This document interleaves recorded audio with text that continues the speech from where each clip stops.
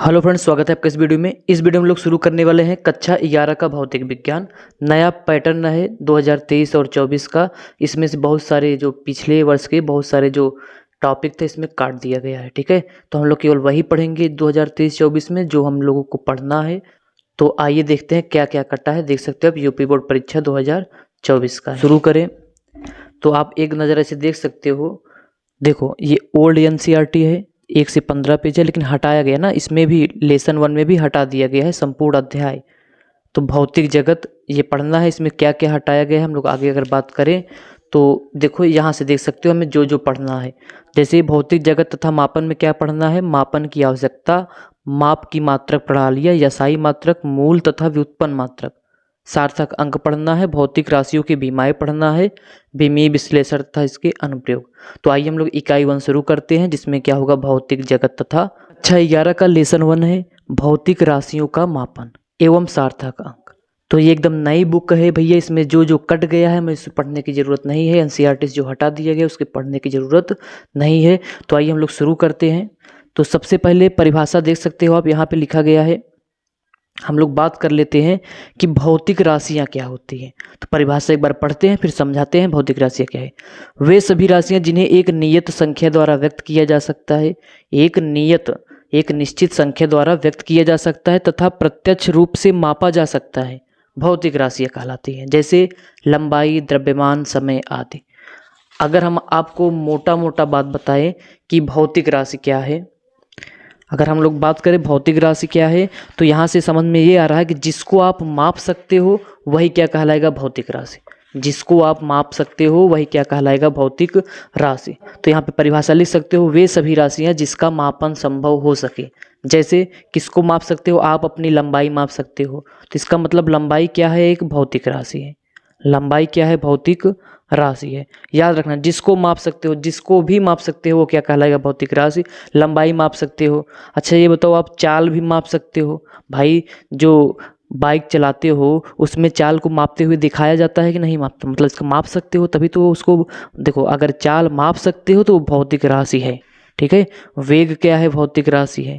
क्षेत्रफल क्या है, भौतिक राशि है। मतलब फिजिक्स में जिसका मापन कर सको वो क्या कहलाएगा, भौतिक राशि। ऐसे बहुत सारी राशि हैं जिसको हम लोग माप सकते हैं। इन्हीं सब को बारे में हम लोग चर्चा करेंगे। तो कुल मिला के भौतिक राशि क्या है, वे भौतिक राशियाँ या वे राशियाँ जिनका मापन संभव हो सके वो क्या कहलाएंगे, भौतिक राशि। जैसे द्रव्यमान, आप अपना वजन नाप सकते हो तो द्रव्यमान क्या है भैया, एक भौतिक राशि है। तो अच्छा ये बताओ, किसको नहीं माप सकते हो, जैसे क्रोध।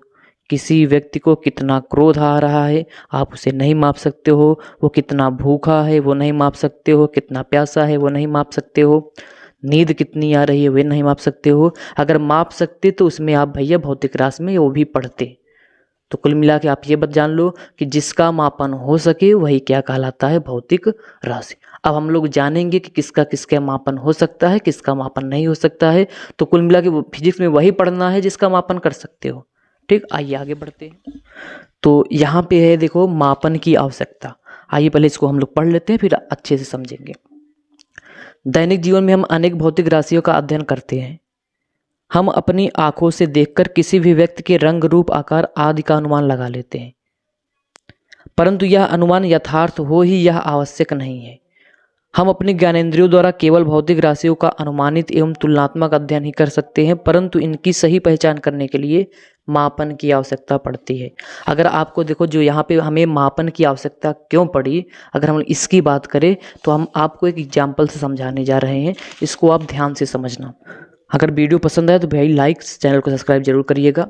अगर चाहते हो हम इसे आगे बढ़ाएं तो आप इतना तो कर सकते हो, आप इतना ज़रूर करिएगा। तो चलिए हम लोग बकवास नहीं करते हैं, आगे बढ़ते हैं। हम लोग जानना चाहते हैं कि हमें मापन की आवश्यकता क्यों हुई, क्यों किसी को मापना ज़रूरी है, इसको आइए समझते हैं। आप इसे घर पर ही देख सकते हो। जैसे मान लो ये भैया अपना घर है, ठीक, और ये हमारे पड़ोसी का घर है। ये हमारा घर है, ये हमारे पड़ोसी का घर है। यहाँ पे पड़ोसी लिखते हैं क्या, चलो। तो भाई लेन देन तो होगा ही। लेन देन का मतलब, मान लो ये हम कोई या फिर हम ही गए अपने पड़ोसी के पास, हम यहाँ से चले और हम लोग भैया यहाँ से चल के अपने पड़ोसी के पास गए और यहाँ से हम लोग एक गिलास जो है, एक गिलास चीनी मांग कर लेकर आए। ये मान लो एक छोटा सा गिलास है, इसमें हम लोग क्या मांग कर लेकर आए हैं, एक चीनी। हम लोग पड़ोसी के पास गए, हमारे पास चीनी ख़त्म था तो हम लोग अपने पड़ोसी के पास गए, वहाँ से एक गिलास चीनी मांग कर लेकर आए। पड़ोसी ने भैया अच्छा पड़ोसी था, दे दिया। लेकिन हमें लगता है कि हम अच्छे नहीं हैं, इसलिए हम लोग देखो इसको वापस भी तो करना पड़ेगा भाई, वापस करना पड़ेगा। तो हम क्या किए, देखो ये इतना बड़ा गिलास में हम लोग चीनी लेकर गए थे। अब हम लोग क्या किए, जब पड़ोसी को वापस करना था, एक छोटा, इससे छोटा, मतलब जितना हम लोग लेकर गए थे उससे छोटे गिलास में चीनी दे दिए। भाई ये भी एक गिलास था, ये भी एक गिलास था और ये भी एक गिलास है। तो भैया हो गया युद्ध, इसमें क्या हो गया, युद्ध। क्यों? क्योंकि भाई जो इनका मापन था, जो यहाँ पे मापन मतलब जो इस गिलास से माप कर दिए थे, इसमें ज़्यादा चीनी था, इसमें चीनी क्या था, ज़्यादा था। और जो हम लोग दे वापस कर रहे हैं, भाई एक गिलास दे रहे हो लेकिन इसमें भी क्या है, कम है, इसमें चीनी क्या है, कम है। तो बताओ यहाँ पे होगा युद्ध। क्यों? क्योंकि भाई दिया गया था ज़्यादा, वापस हो रहा है कम। तो आप बताओ, अगर ऐसे मापन नहीं बनाया जाएगा कि जितना दिए हो भाई, अगर एक गिलास तो उसको भी वापस करना पड़ेगा एक गिलास ही, इस छोटा बड़ा से मतलब नहीं है। तो इनको भी बराबर मात्रा में मिलना चाहिए, इनको भी बराबर मात्रा में मिलना चाहिए। तो आप यहाँ से एग्जाम्पल से समझ ही गए होंगे कि हमें किसी वस्तु को मापना क्यों ज़रूरी है ना। तो इसलिए हमें मापन की आवश्यकता हुई। तो अब मापन की आवश्यकता हुई तो अब अगर आपको एक चीज़ समझाए तो भैया अब क्या गिलास से ही सब मापोगे क्या? तो इसके लिए एक पैमाना बनाया गया है ना। अब क्या क्या पैमाना क्या बनाया गया है, हम लोग इसी की बात करेंगे इसमें। तो चलो भैया पैमाना देखते हैं। ये मापन क्या है, देखो मापन की परिभाषा यहाँ से देख सकते हो, किसी भौतिक राशि के उसके निश्चित मानक से तुलनात्मक अध्ययन को मापन कहते हैं। अब ये निश्चित तुलनात्मक अध्ययन क्या है, जैसे ग्राम है, अगर कितना ग्राम है, ये वजन मापने वाला बोल सकते हो इसको। तो ये देखो ये 20 ग्राम है और ये क्या है, 10 ग्राम। ये भैया 20 ग्राम है, ये क्या है, 10 ग्राम। इसी से हम लोग इससे क्या माप सकते हो, इससे हम लोग माप सकते हैं कि किसी वस्तु का वजन कितना है, द्रव्यमान कितना है। जैसे मान लो अगर हमें इसे वजन नापना है तो हम लोग क्या करोगे भाई, एक तराजू में रखोगे, एक साइड इधर, जैसे मान लो अगर हम लोग बना दें भैया, एक तराजू यहाँ पे बना दो, एक तराजू यहाँ पे, तराजू मतलब तराजू जो भी हो समझ लेना अपना।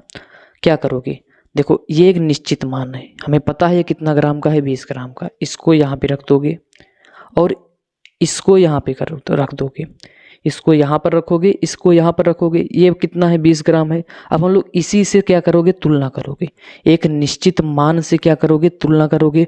हो सकता है ये इससे ज़्यादा हो सकता है इससे कम हो। तो यही क्या है, देखो हम एक दूसरे से तुलना कर रहे हैं, इसका मान हमें पता है, इसका मान नहीं पता है। तो यही तुलनात्मक अध्ययन ही क्या कहलाता है, मापन कहलाता है। ठीक।